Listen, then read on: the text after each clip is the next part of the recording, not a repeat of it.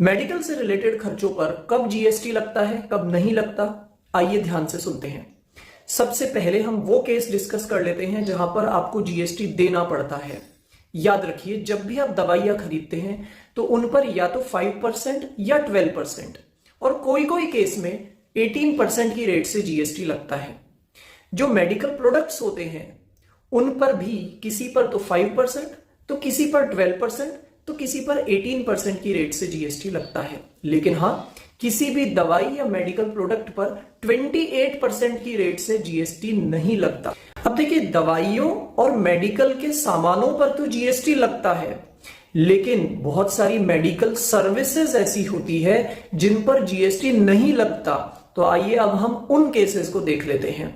सबसे पहले, आप जब भी किसी डॉक्टर के पास ट्रीटमेंट या प्रिस्क्रिप्शन लेने के लिए जाते हैं तो उस फीस पर कोई जीएसटी नहीं लगता।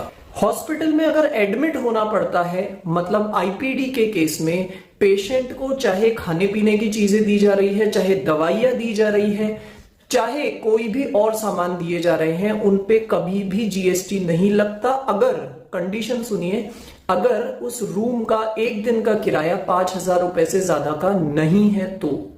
अगर ज्यादा है तो जीएसटी लगेगा। लेकिन याद रखिए, आईसीयू या सीसीयू के केस में तो रूम का रेंट कितना भी हो, कभी भी जीएसटी नहीं लगता।